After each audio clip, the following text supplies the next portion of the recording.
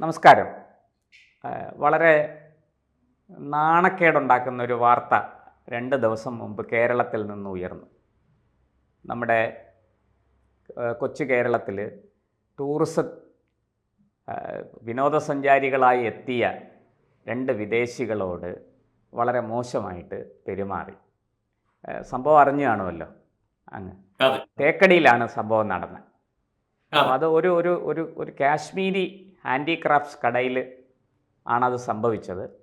പക്ഷെ വളരെ പെട്ടെന്ന് തന്നെ നമ്മുടെ മറ്റ് കടക്കാർ, മലയാളികളും കാശ്മീരികളുമായ മറ്റ് കടക്കാരെല്ലാം വളരെ പെട്ടെന്ന് അവിടെ എത്തുകയും അത് തിരുത്തിക്കുകയും ആ വിദേശികളോട് മോശമായി സംസാരിച്ച കാശ്മീരികളെ കൊണ്ട് മാപ്പ് പറയിക്കുകയും ചെയ്തു. ഈ വിഷയത്തെ BJP എങ്ങനെയാണ് കാണുന്നത്? എന്താണ് അങ്ങേക്ക് ഇതിൽ പറയാനുള്ളത്? കേരളം എന്നുള്ളത് BJP നേരത്തെ പറയുന്നതനുസരിച്ച് ഭീകരപ്രവർത്തകർക്കും രാജ്യവിരുദ്ധ ശക്തികൾക്കും ഏറ്റവും സുരക്ഷിതമായ താവളമാണ്. ജമ്മു കാശ്മീരിനേക്കാളും പാക് ഒക്കുപ്പൈഡ് കാശ്മീരിനേക്കാളും സുരക്ഷിതമായ താവളമാണ് കേരളം. കാരണം ഇവിടുത്തെ ഭരണപക്ഷവും പ്രതിപക്ഷവും ഒരുപോലെ രാജ്യവിരുദ്ധ ശക്തികൾക്കും ഭീകര പ്രസ്ഥാനങ്ങൾക്കും പിന്തുണ കൊടുക്കുന്ന നയവും നിലപാടുമുള്ളവരാണ്. അത് പരസ്യമായി പ്രഖ്യാപിക്കാൻ അവർക്ക് യാതൊരു മടിയുമില്ല. വിദേശ രാജ്യങ്ങളിൽ വലിയ അട്ടിമറിയും കൊള്ളയും കൊലയും ഒക്കെ നടത്തുന്ന ഭീകര പ്രസ്ഥാനങ്ങൾക്ക് വേണ്ടി സമ്മേളനങ്ങൾ നടത്താനും പിന്തുണ അർപ്പിക്കാനും അതുപോലെ തന്നെ നിയമസഭയിൽ 140 MLA ഒന്നിച്ച് കൈവക്കാനും യാതൊരു മടിയുമില്ലാത്ത ലോകത്തെ ഒരേ ഒരു സ്ഥലമാണ് കേരളം. അതുകൊണ്ട് ഇവിടെ ഏത് രാജ്യവിരുദ്ധ ശക്തിക്കും ഏത് ഭീകരവാദിക്കും സുഗമമായി എന്ത് കടയും നടത്താം, എന്ത് ബിസിനസ്സും നടത്താം, ഏത് സ്ഥലവും മേടിക്കാം, ഏത് പ്രവർത്തനവും ചെയ്യാം. അങ്ങനെയുള്ള ഒരു കാലഘട്ടം ഇവിടെ നിലനിൽക്കുന്നു, ഇതൊരു യാഥാർത്ഥ്യമാണ് എന്ന് BJP പറയാൻ തുടങ്ങിയിട്ട് പതിറ്റാണ്ടുകളായി. പക്ഷെ BJP ഇതൊക്കെ ചൂണ്ടിക്കാണിക്കുമ്പോൾ ഹിന്ദു വർഗീയതയാണ്, BJPയുടെ ഒരു പ്രത്യേക അജണ്ടയാണ്, അതുകൊണ്ട് BJP അല്ലേ പറയുന്നത്, അതൊന്നുമല്ല സത്യം എന്നുള്ളതായിരുന്നു ഇടത് വലത് മുന്നണികളും ഇവിടുത്തെ പ്രധാനപ്പെട്ട മെയിൻ സ്ട്രീം മീഡിയയും പറഞ്ഞുകൊണ്ടിരുന്നത്. പക്ഷെ ഇന്നിപ്പോ പകൽ പോലെ വ്യക്തമായിരിക്കുന്നു. അവര് വന്നത് ഇസ്രയേലിലെ ഒരു ഭാര്യയും ഭർത്താവും വന്നു, ടൂറിസ്റ്റുകളായിട്ട് വന്നു. ഈ ടൂറിസ്റ്റുകളായിട്ട് വന്നു എന്ന് പറയുമ്പോൾ നമ്മൾ ശ്രദ്ധിക്കേണ്ട ഒരു കാര്യമാണ്, കേരളം എന്ന് പറയുന്ന സംസ്ഥാനത്തിന് ആഗോള ടൂറിസ്റ്റ് മാപ്പിൽ ഒരു പ്രത്യേക സ്ഥാനമുണ്ട്. 50 മസ്റ്റ് സീ ഡെസ്റ്റിനേഷൻ എന്ന് പറയും. അതായത് ലോകത്ത് കണ്ടിരിക്കേണ്ട 50 സ്ഥലങ്ങളിൽ ഒരു സ്ഥലമാണ് കേരളം. അതിന് നിരവധി കാരണങ്ങളുണ്ട്. ആ കാരണങ്ങളിലേക്ക് ഞാൻ കടക്കുന്നില്ല. കാരണം തീരപ്രദേശം, മധ്യപ്രദേശം, മലമ്പ്രദേശം ഇതെല്ലാം കൂടി ഒരു 50 മുതൽ 20 കിലോമീറ്ററിനുള്ളിൽ കാണാൻ പറ്റുന്നു. ഒരേ ദിവസം 5 കാലാവസ്ഥകൾ അനുഭവിക്കാൻ പറ്റുന്നു. അങ്ങനെ നിരവധി കാരണങ്ങൾ, നൂറുകണക്കിന് കാരണങ്ങൾ. അതുകൊണ്ട് ശരിക്കും കേരളം ഒരു പർദീസയാണ്, വിനോദസഞ്ചാരികളുടെ പർദീസ ആവേണ്ടതാണ്. പക്ഷേ അവിടെയാണ് ഇത്തരം ഭീകരവാദികൾ അഴിഞ്ഞാടുന്നത്. നമ്മൾ ഓർക്കണം, കാശ്മീരിലുള്ള ഒരാൾ ഇവിടെ വന്ന് കച്ചവടം നടത്തുന്നു. ഒരാളല്ല, നിരവധി കച്ചവടക്കാരുണ്ട്. കേരളം മുഴുവൻ എടുത്താൽ 100 കണക്കിന് കാശ്മീരികൾ കച്ചവടം നടത്തുന്നത് കാണും. എന്നാൽ 100 കണക്കിന് മലയാളിക്ക് കാശ്മീരിൽ പോയി കച്ചവടം നടത്താൻ പറ്റുമോ? പറ്റില്ല എന്ന് മാത്രമല്ല, ഇത് നിയമപരമായി പോലും പറ്റില്ലായിരുന്നു. 370 വകുപ്പ് എടുത്ത് കളഞ്ഞപ്പോൾ മാത്രമാണ് നമുക്ക് കാശ്മീർ കാണാൻ പറ്റിയത്. അല്ലെങ്കിൽ കാണാൻ പോകാനും പോലും അവസരമില്ലായിരുന്നു. ഏതായാലും തേക്കടിയിൽ എന്ന് പറയുമ്പോൾ അന്താരാഷ്ട്ര പ്രശസ്തിയുള്ള തേക്കടിയിൽ ഇങ്ങനെ ഒരു സംഭവം ഉണ്ടായാൽ ആ സംഭവത്തെ സർക്കാർ അങ്ങനെ ഒരു കാര്യം അവിടെ സംഭവിക്കാതിരിക്കാൻ വേണ്ടി മുൻകരുതൽ എടുക്കണമായിരുന്നു. കേരള ഗവൺമെന്റിന് രഹസ്യാന്വേഷണ വിഭാഗമുണ്ട്, ഇന്റലിജൻസ് റിപ്പോർട്ട് കൊടുക്കാം. അതുപോലെ തന്നെ കേന്ദ്ര ഗവൺമെന്റ് നിരന്തരമായിട്ട് കേരളത്തിലെ ഭീകര പ്രസ്ഥാനങ്ങളെ കുറിച്ചുള്ള മുന്നറിയിപ്പ് കേരളത്തിന് കൊടുക്കുന്നുണ്ട്. അതൊക്കെ തൃണവൽക്കരിച്ചുകൊണ്ട് ഈ ഭീകരവാദികളെ പാലും തേനും ഊട്ടി വളർത്തി സംരക്ഷിക്കുന്ന നമ്മുടെ സംസ്ഥാനത്തെ UDF LDF നയമാണ് ഇത്തരം ഭീകരവാദികളെ അഴിഞ്ഞാടാൻ അനുവദിച്ചത്. പക്ഷേ നമ്മൾ അതിൽ നിന്ന് കാണുന്ന ഒരു കാഴ്ചയുണ്ട്. അവിടെ തൊട്ടടുത്തുള്ള കടക്കാര്, പൊതുജനങ്ങള്, ഓട്ടോറിക്ഷ ടാക്സി ഡ്രൈവേഴ്സ് എന്നടക്കം മുഴുവൻ പേരും അതിനെതിരായി ശക്തമായി രംഗത്ത് വന്നു. അവര് തന്നെ പറഞ്ഞ ഒരു കാര്യമുണ്ട്, സ്പെഷ്യൽ ബ്രാഞ്ചും റോയും സ്ഥലത്തെത്തി എന്നുള്ളതാണ്. ഈ റോ സ്ഥലത്തെത്തി എന്ന് പറയുമ്പോൾ ഇന്ത്യ ഗവൺമെന്റിന്റെ രഹസ്യാന്വേഷണ വിഭാഗം ലോകം മുഴുവൻ പടർന്ന് പന്തലിച്ച് നിൽക്കുന്ന ഇന്ന് മൊസാദിനേക്കാൾ ശക്തമായ സംവിധാനമാണ് റോ. ആ റോയുടെ പ്രതിനിധികൾ അപ്പോൾ തന്നെ സ്ഥലത്തെത്തി കാര്യങ്ങൾ പഠിച്ചു എന്ന് പറഞ്ഞല്ലോ. അപ്പോൾ കേന്ദ്ര ഗവൺമെന്റ് നിതാന്ത ജാഗ്രതയോടുകൂടി ഇത്തരം കാര്യങ്ങളുടെ പിന്നാലെയുണ്ട്. പക്ഷേ ഇവരെയൊക്കെ പൊതിഞ്ഞ് സംരക്ഷിക്കുന്ന സംസ്ഥാന ഗവൺമെന്റും പ്രതിപക്ഷവും ഒറ്റക്കെട്ടായി നിൽക്കുന്നത് കൊണ്ട് ഈ സംസ്ഥാനത്ത് ഇനിയും ഇത് ആവർത്തിക്കാനാണ് സാധ്യത. എന്തായാലും ഈ ഇപ്പോൾ നടന്ന സംഭവത്തിൽ റോയും IBയും എല്ലാം അന്വേഷണം ആരംഭിച്ചിട്ടുണ്ട്. ആ കട പൂട്ടി എന്നാണ് ഞാൻ അവസാനം കേട്ടത്. അത് പിന്നീട് തുറന്നോ എന്നറിയില്ല. എന്തായാലും താൽക്കാലികമായിട്ടെങ്കിൽ ഇത് കാശ്മീർ ഗവൺമെൻറ്റും കൂടെ പങ്കാളിത്തം വഹിച്ചുകൊണ്ട് ഹാൻഡിക്രാഫ്റ്റ്സ്, കാശ്മീരി കരകൗശല ഉൽപ്പന്നങ്ങൾ വിൽക്കുന്നൊരു കടയാണ്. അവിടെയാണ് ഇങ്ങനെ ഒരാൾ കടന്നു വന്നിരിക്കുന്നത്. ഇതിനകത്ത് അവരേറ്റവും കൂടുതൽ സംശയിക്കുന്നത് ഇവർ ഈ പാലസ്തീനെ പിന്തുണയ്ക്കുന്നത് നമുക്ക് മനസ്സിലാക്കാം, പക്ഷെ ഹമാസിനെ പിന്തുണയ്ക്കുന്നുണ്ടോ എന്നുള്ളതാണ് ചോദ്യം. അപ്പോൾ ഈ കാശ്മീരികൾ ഇപ്പോൾ ഈ ഹമാസിനെ പിന്തുണച്ച് എന്തെങ്കിലും ആ ഒരു തരത്തിലാണോ ഈ ഇസ്രായേലികളോട് മോശമായിട്ട് പെരുമാറിയത് എന്നൊരു ചോദ്യം ഇവിടെ അവശേഷിക്കുന്നു. എന്താണ് അങ്ങയുടെ അഭിപ്രായം? ഈ ഇസ്രായേൽ എന്ന പേര് കേൾക്കുമ്പോളെ ഒരാൾക്ക് വികാരം വരണമെങ്കിൽ അതിന്റെ അടിസ്ഥാനപരമായ ഒരു കാരണമുണ്ട്.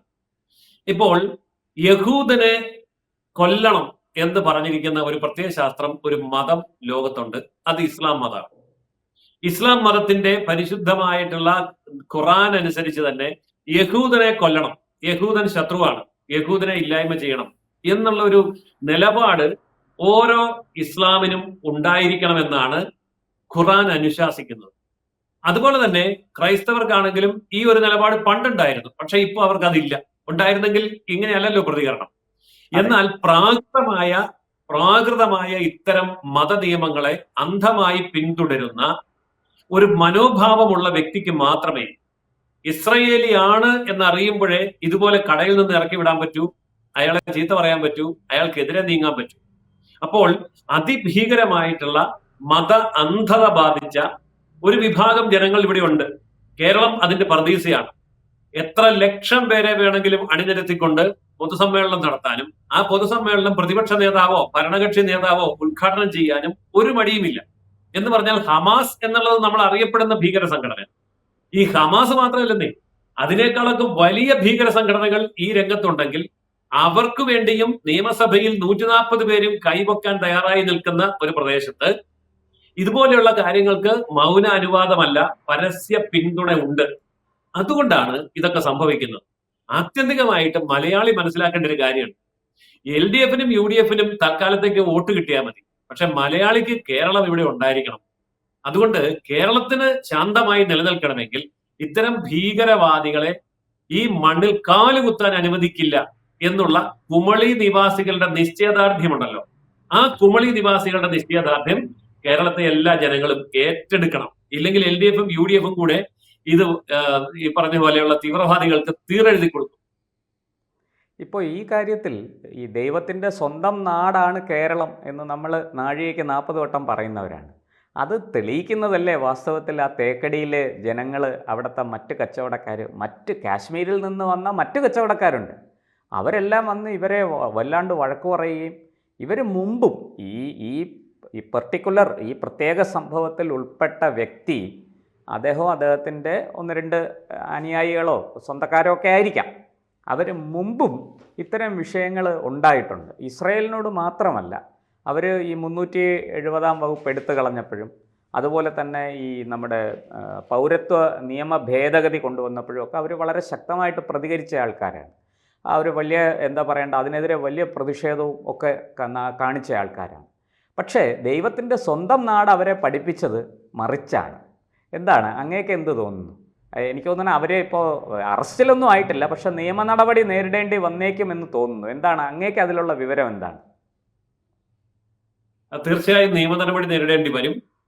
കാരണം ഇത് കേന്ദ്രം കൂടി ഉറ്റുനോക്കുന്ന ഒരു വിഷയമായതുകൊണ്ട് കേരളത്തിന് ഇവരെ അങ്ങ് കണ്ടമാനം പൊതിഞ്ഞ് സംരക്ഷിക്കാൻ പറ്റില്ല. LDFും UDFും കൂടെ ഒറ്റക്കെട്ടായി നിന്നാൽ പോലും തൂക്കിയെടുക്കേണ്ടവരെ കേന്ദ്രം തൂക്കിയെടുത്ത് കൊണ്ടുപോയിരിക്കും. മാത്രമല്ല അവനെ ഇടേണ്ടടുത്ത് ഇടുകയും ചെയ്യും. ഒരുപക്ഷെ അവനിനി പുറം ലോകം കണ്ടുവെന്നും വരികയാണ്. കേന്ദ്രം അക്കാര്യത്തിൽ വളരെ കർശനമാണ്. പക്ഷെ ദൈവത്തിന്റെ സ്വന്തം നാട് എന്ന് പറയുമ്പോൾ അതിന് ഇവിടെ ചിലരൊരു ഭാഷാഭേദം വരുത്താൻ ശ്രമിക്കുകയാണ്. ഞങ്ങളുടെ ദൈവത്തിന്റെ സ്വന്തം നാടാണിത്, അതുകൊണ്ട് നിങ്ങളും നിങ്ങളുടെ ദൈവവും സ്ഥലം വിട്ടോ എന്നുള്ളൊരു മെസ്സേജാണ് ഇപ്പൊ കേരളം അനുഭവിക്കുന്നത്. അതായത് ദൈവത്തിന്റെ സ്വന്തം നാടെന്ന് നമ്മൾ പറയുമ്പോൾ നമുക്കവിടെ ഭേദമൊന്നുമില്ല, നമുക്ക് ദൈവം എന്ന് മാത്രമേ ഉള്ളൂ. പക്ഷെ ചിലരതിനെ കാണുന്നത് ഇത് ഞങ്ങളുടെ ദൈവത്തിന്റെ ഞങ്ങളുടെ സ്വന്തം നാടാണ്, നിങ്ങളും നിങ്ങളുടെ ദൈവവും ഇവിടെ വേണ്ട. അതല്ലേ ഇപ്പോൾ കുമളിയിൽ അവർ പ്രഖ്യാപിച്ചത്. അതായത് ഇസ്രയേലി ആണെങ്കിൽ നിങ്ങൾ യഹൂദനാണ്, യഹൂദന്റെ ദൈവം വേറെ, ഞങ്ങളുടെ ദൈവം വേറെ. നോക്കണം, കരകൗശലം വസ്തുക്കൾ വിൽക്കുന്ന, ടൂറിസവുമായി നേരിട്ട് ബന്ധപ്പെട്ട കാശ്മീർ ഗവൺമെന്റിന്റെ പിന്തുണയുള്ള ഒരു സ്ഥാപനം എന്ന് പറയുമ്പോൾ 100% ടൂറിസ്റ്റുകളെ ആദരിക്കുകയും സ്വീകരിക്കുകയും ബഹുമാനിക്കുകയും ചെയ്യേണ്ട സ്ഥാപനമാണിത്. അവിടെ നിന്നാണ് ഈ പ്രതികരണം ഉണ്ടായത് എന്ന് പറയുമ്പോൾ ആ വ്യക്തിയുടെ മനസ്സിലിരിക്കുന്നത് എന്താണ്? ഇത് ദൈവത്തിന്റെ നാടാണ്, പക്ഷെ ഇത് ഞങ്ങളുടെ ദൈവത്തിന്റെ നാടാണ്, നിങ്ങൾ നിങ്ങളുടെ ദൈവവും സ്ഥലം വിട്, കടയിൽ നിന്ന് ഇറങ്ങിപ്പോകും. ഇതല്ലേ പറഞ്ഞത്? ഇത് കടയിൽ നിന്ന് ഇറങ്ങിപ്പോകൂ എന്ന് പറഞ്ഞാൽ അതിന്റെ അർത്ഥം കേരളത്തിൽ നിന്ന് ഇറങ്ങിപ്പോകൂ, ഭാരതത്തിൽ നിന്ന് ഇറങ്ങിപ്പോകൂ എന്ന് തന്നെയാണ്. അതൊരിക്കലും അംഗീകരിക്കാൻ കഴിയില്ല. അങ്ങനെ വാശി പിടിക്കുന്നവനുണ്ടെങ്കിൽ അവൻ അകത്താകും, അവൻ ഇനി ലോകം കാണുമെന്നും തോന്നുന്നില്ല. എന്തായാലും നമുക്ക് നമ്മുടെ നാട്ടിൽ നമ്മുടെ മലയാളി, എന്താ പറയുക, ആതിഥേയ മര്യാദയ്ക്ക് ഏറ്റവും പേരുകേട്ട മലയാളി വളരെ സമയോചിതമായിട്ട് അതിൽ ഇടപെട്ടു, പെരുമാറി, അവരെ തിരുത്തി, അവരെ കൊണ്ട് മാപ്പ് പറയിച്ചു. അതൊരു വലിയ ചുവടുവയ്പ്പാണ്. നമുക്ക് ഇനിയും നമ്മുടെ നാട്ടിൽ ഇത്തരം സംഭവങ്ങൾ ഉണ്ടാകാതിരിക്കട്ടെ. നമ്മുടെ ഈ വിനോദസഞ്ചാരികളോട്, കാരണം അവരിവിടെ വരുന്നത് നമുക്ക് അവരിവിടെ വരുമ്പോൾ അതിൽ കൂടെ ലഭിക്കുന്ന വരുമാനം വളരെ വലുതാണ്. കടം കയറി മുടിഞ്ഞു നിൽക്കുന്ന കേരളത്തിന് അതൊരു വലിയ പ്രതീക്ഷയുമാണ്. അതുകൊണ്ട് ഇനിയും ധാരാളം വിനോദസഞ്ചാരികൾ വരട്ടെ. അവർക്ക് നമുക്ക് ഊഷ്മളമായ വരവേൽപ്പ് നൽകാം, സ്വീകരണം നൽകാം. നമ്മുടെ ആതിഥ്യ മര്യാദ കൊണ്ട് അവരെ അങ്ങേയറ്റം ആനന്ദിപ്പിക്കാം. അങ്ങനെ നമുക്കും അവർക്കും ഒരുപോലെ നന്മയുണ്ടാകട്ടെ എന്ന് മാത്രമേ ഈ അവസരത്തിൽ നമുക്ക് പറയാൻ കഴിയുള്ളൂ.